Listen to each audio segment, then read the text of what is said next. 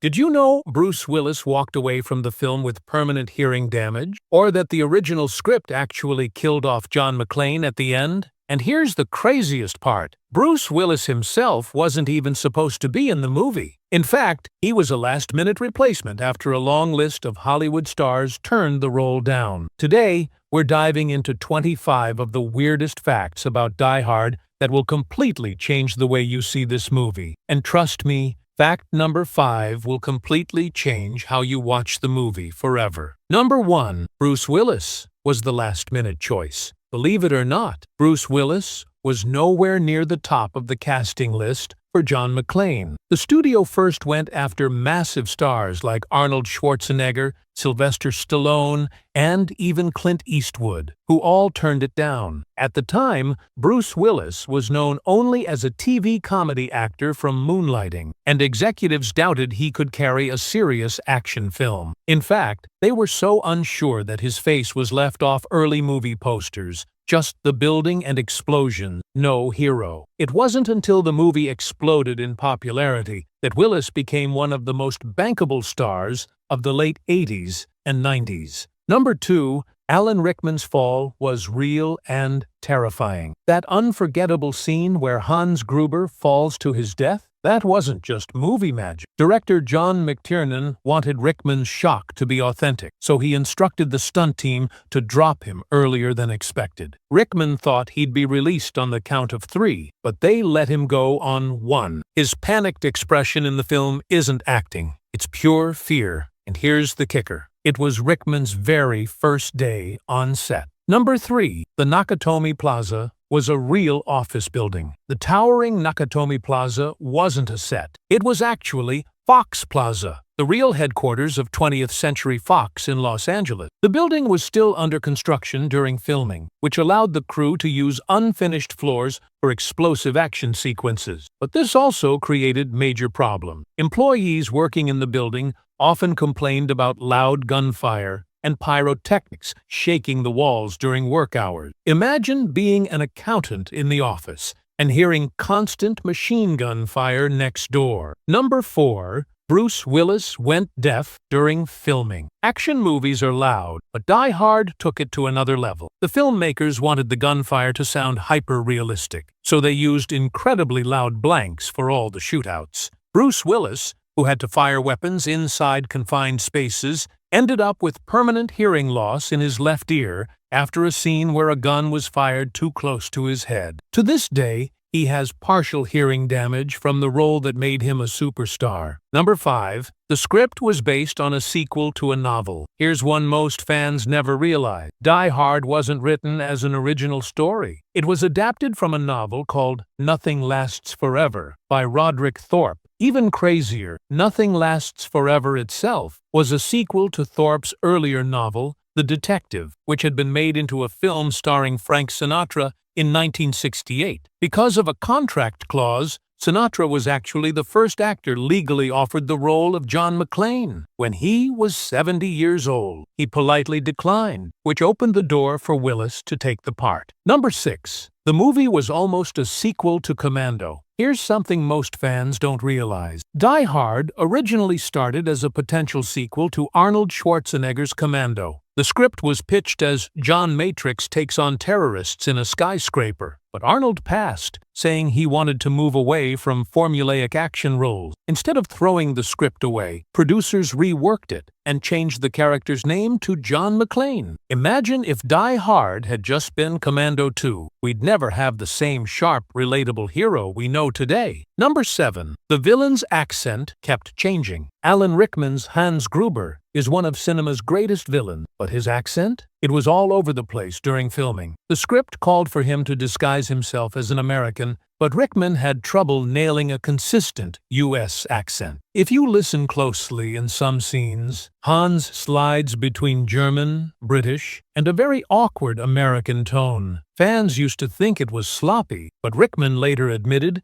it was partly intentional. Hans was supposed to be a master manipulator, not a master of accents. Number 8. The police chief was based on a real person. Deputy Police Chief Dwayne Robinson the loud and incompetent cop who constantly undermines McClane, wasn't just a fictional creation. The character was reportedly inspired by a real LAPD officer who was infamous in the 1980s for his arrogance during crisis negotiations. The writers exaggerated the traits for comedy, but people in Hollywood at the time swore they knew exactly who Robinson was supposed to be. It added a weird inside joke layer to the movie that most audiences never caught. Number 9. The computer screens were revolutionary and fake. In 1988, the high-tech computers in Nakatomi Plaza looked futuristic. But here's the truth. Those glowing green displays were just visual effect. The monitors used were actually blank, and the glowing text was added later in post-production with optical effects. This was rare for the time. Most films would just show static text or real DOS screen. By faking them, Die Hard gave the illusion of cutting-edge Japanese corporate tech, even though the machines didn't work at all. Number 10. The script was written day by day. Unlike many Hollywood blockbusters, Die Hard didn't have a fully locked script when filming began. Scenes were being rewritten daily, sometimes minutes before actors shot them. Bruce Willis and Alan Rickman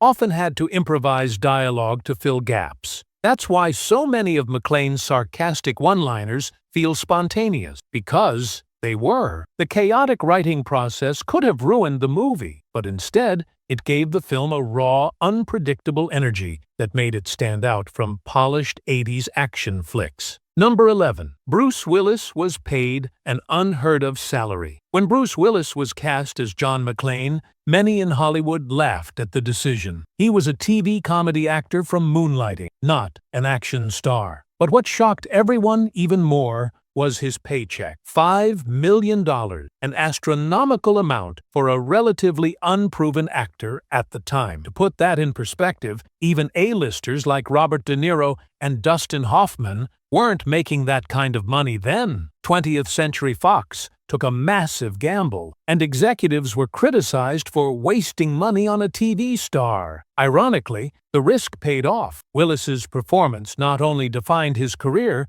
but also set a new salary standard for action heroes in Hollywood. Number 12. The famous glass scene was real and painful. One of the most brutal moments in Die Hard is when McClane runs barefoot across broken glass. Audiences assumed it was all movie magic, but the truth is much weirder. While sugar glass was used for safety, Willis still injured his feet multiple times because the shards scattered unpredictably. To keep filming, crew members had to design special rubber fake feet that Willis wore over his real ones in some shots. If you rewatch carefully, you can sometimes spot that McClane's feet look unusually large. That's because they weren't his feet at all. Even with the protection, Willis's real feet took weeks to heal from cuts and bruises. Number 13. The villain's accent problem. Originally, Hans Gruber's crew was supposed to be a band of hardcore terrorists. But during production, something unexpected happened. Most of the actors hired to play the henchmen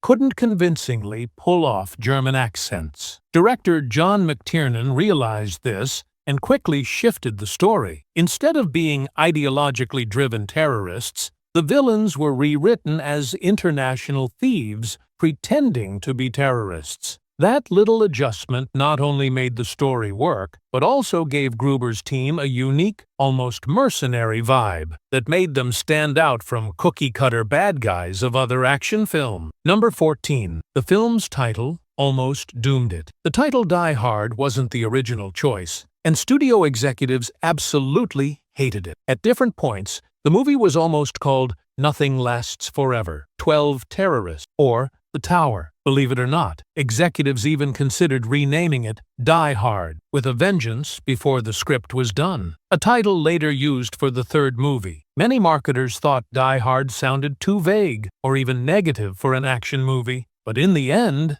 it stuck, and it's now one of the most recognizable titles in cinema history. Number 15. The studio didn't believe in the movie. Despite the talent involved, the studio wasn't confident in Die Hard at all. Test screenings got mixed reactions, and executives feared the film would bomb. In fact, Early marketing posters barely showed Bruce Willis's face. They promoted the skyscraper instead, with taglines like 40 stories of sheer adventure. The studio was so nervous about Willis's star power that they tried to hide him. But when the movie was released, word of mouth spread like wildfire. Die Hard went on to make over $140 million worldwide and transformed Willis into an instant superstar. Number 16. Bruce Willis was barely cast because of his TV schedule. At the time Die Hard was being filmed, Bruce Willis was still committed to the hit TV series Moonlighting. His shooting schedule was brutal, with long television days leaving him little time to rest, let alone film a major action movie. In fact, Fox nearly dropped him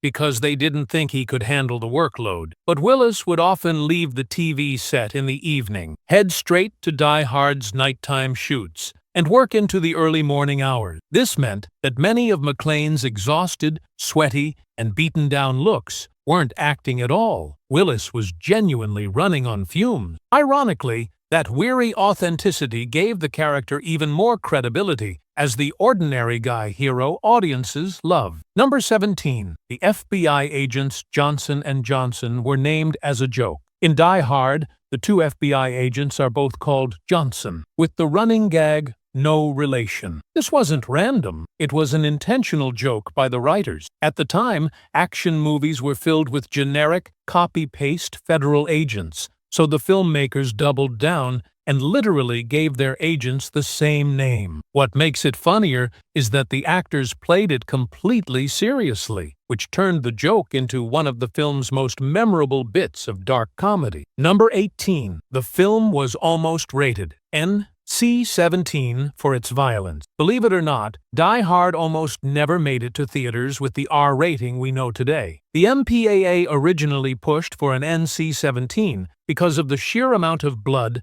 gunfire, and brutal deaths shown on screen. The filmmakers had to trim down several sequences, including graphic headshots and lingering shots of bloody wounds, just to avoid the dreaded NC-17. If Fox hadn't made those cuts, Die Hard could have been banned from mainstream theaters, and the movie that redefined action cinema might never have become the blockbuster classic we know today. Number 19. The explosions were so real, they almost destroyed the set. Unlike today's CGI-heavy productions, Die Hard relied on practical effects for its explosions, and some of them were dangerously close to being too real. In the scene where helicopters fire missiles into the top of Nakatomi Plaza, the blasts were so strong that they blew out actual windows in the still under-construction Fox building. The fireball effects lit up the Los Angeles night sky, and local residents actually called the police, believing a real terrorist attack was happening. The city had to reassure panicked locals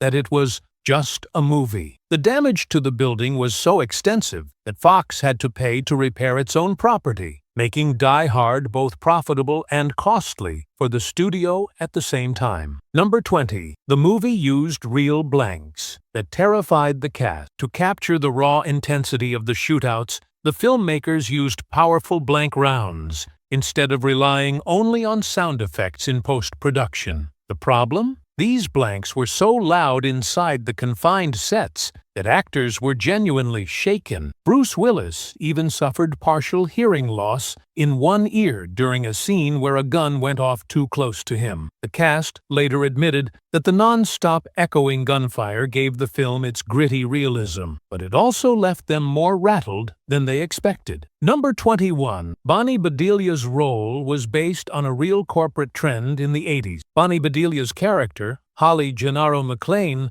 wasn't just a random wife in distress. Her role reflected a real corporate trend of the late 80s, when more women were rising into high-powered executive positions in American companies. The writers wanted Holly to embody that cultural shift, a confident, successful businesswoman who could stand her ground in a male-dominated world. This added depth to her character, making her more than just the hero's wife, and it also gave the movie a subtle touch of social commentary beneath all the action. Number 22. The fake news reporter was inspired by a real journalist. The sleazy TV reporter Richard Thornburg played by William Atherton, wasn't entirely fictional. The character was inspired by the growing number of aggressive, sensationalist reporters in the 1980s who prioritized ratings over ethics. Atherton based parts of his performance on real journalists who were criticized for exploiting tragedies just to get airtime. The result? A character so believable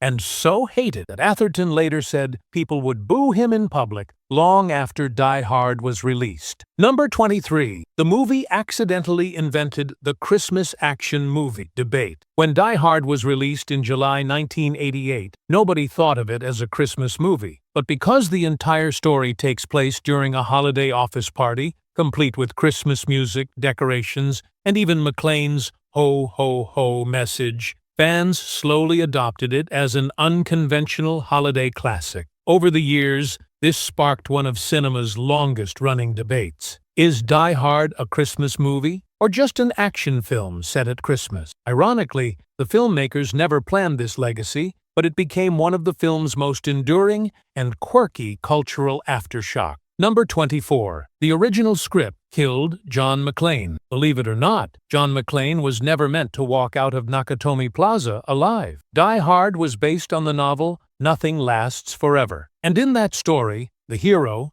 named Joe Leland, actually dies at the end. He falls from the building after stopping the terrorists, making it a much darker ending. When adapting the book, the filmmakers almost stuck to that version, but eventually decided audiences wouldn't accept their hero dying in such a tragic way. Changing the ending not only gave McClane his iconic victory, but it also opened the door to the sequels and the entire franchise that followed. Number 25. Die Hard changed Hollywood forever. The biggest twist is that Die Hard didn't just succeed, it redefined the action genre. Before 1988, heroes were muscle-bound and unstoppable, but John McClane was vulnerable, sarcastic, and very human. The film's success was so huge that Hollywood spent the next decade pitching movies as Die Hard on a plane, Die Hard on a bus, or Die Hard on a boat. In the end, the weirdest fact is this: Die Hard didn't just create an action hero, it created a whole new formula for action movies.